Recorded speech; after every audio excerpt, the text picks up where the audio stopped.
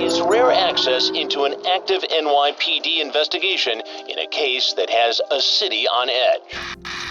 Just 2 miles south of Howard Beach, New York, the murder that no one saw it coming. Right now, there's evidence of strangulation, asphyxiation. And the chilling revelation that high school student Chanel Lewis may just be one of New York's most sought-after criminals. Anything you have to say? Is this the face of evil? Anything you want to say? Why'd you do it? Anything you have to say to the family? I describe him as a wonderful young man. Wonderful young man who stalk, rape, and kill innocent young women.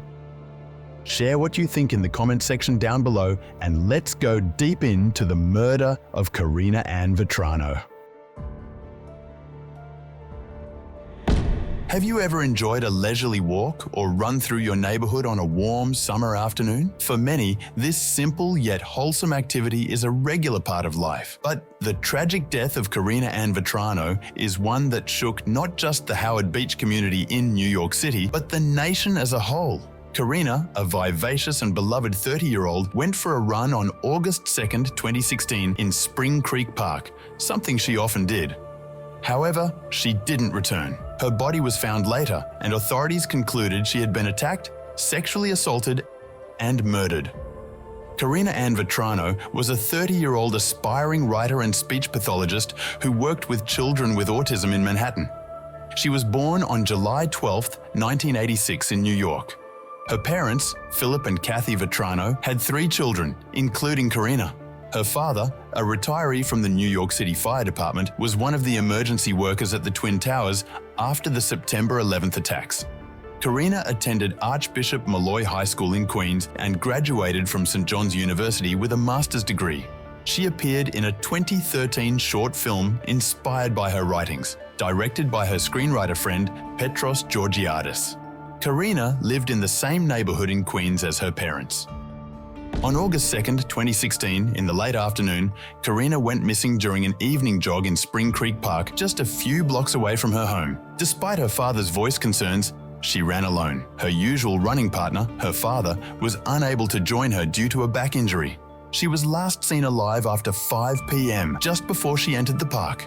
During the search, Karina Vetrano's body was found the same day she went missing, lying on her back in a meadow of weeds. According to her father's testimony at the trial, Karina did not respond to her father's repeated phone calls and text messages, causing him to become increasingly concerned.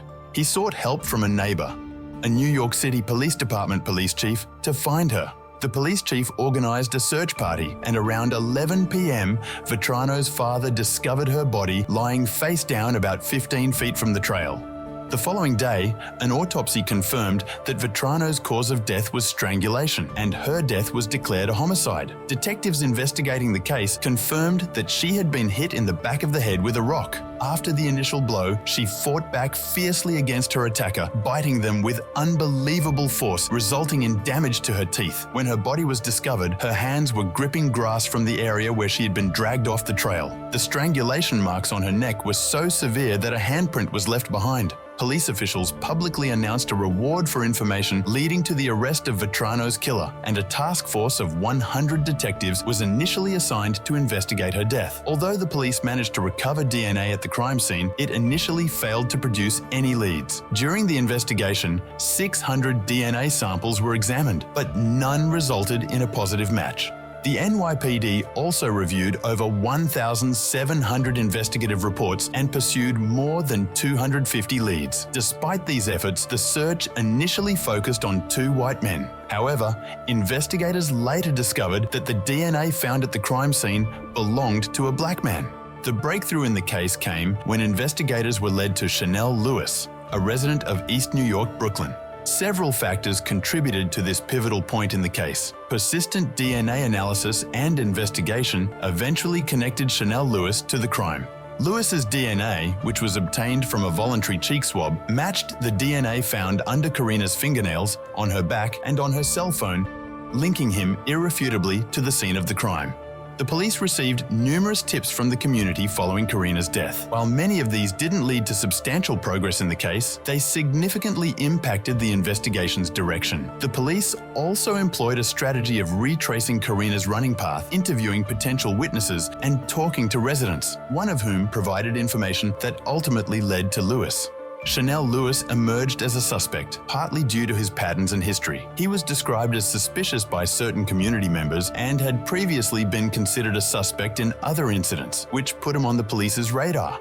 Lewis's arrest was a significant breakthrough, providing some relief to a community haunted by Karina's tragic end. However, it also marked the beginning of another complex journey: the legal proceedings. The initial trial in November 2018 ended in a mistrial due to a hung jury. However, a 2019 retrial found Lewis guilty of murder and sexual abuse, for which he received a life sentence without the possibility of parole.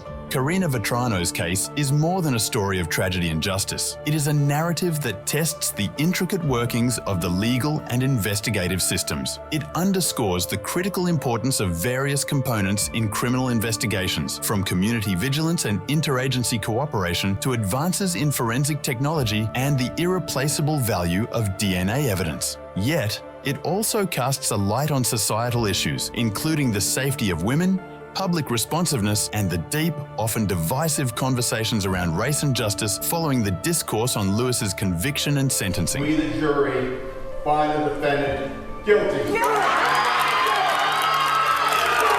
In the aftermath of the trial, there was advocacy for Karina's Law, legislation aimed at expanding DNA collection from individuals convicted of crimes.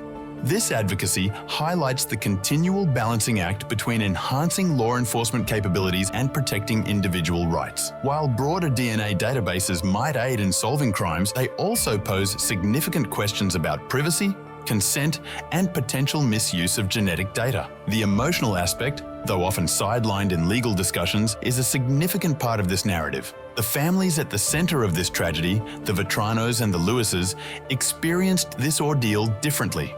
For Karina's family, there was an unspeakable loss, a void that nothing, not even justice, could fill. Their primary solace lay in seeing the perpetrator pay for his crimes. For Lewis's family, the experience was layered with seeing a loved one accused of a heinous crime, facing a public trial, and grappling with a life-altering sentence, all within the larger context of societal issues of race and justice. The discourse that followed Chanel Lewis's conviction was not without controversy, as it delved into sensitive societal and systemic issues. Allegations arose about the fairness of the trial, with some groups and individuals positing that Lewis's conviction was influenced by racial biases, given that he is a black man accused of murdering a white woman. This aspect of the case reflects the broader, ongoing conversation about race and the criminal justice system in the United States. The justice system, in its ideal state, is built on the principle of fairness, that all are equal in the eyes of the law. However, reality can sometimes be at odds with this principle. In cases like that of Karina Vetrano, the intersection of race potentially complicates public perception and the legal process. The question arises, was Chanel Lewis given a fair trial, or was he prejudged based on his race? This question doesn't just concern Lewis. It echoes the sentiments of many who have found themselves entangled in a system where race, consciously or unconsciously, influences judgments. Moreover, the intense media coverage of the case likely impacted the proceedings. With national attention fixed on the case, there was immense pressure on all parties involved to deliver a verdict that would satisfy the public demand for justice. But in such a heated atmosphere, ensuring a completely impartial trial becomes challenging.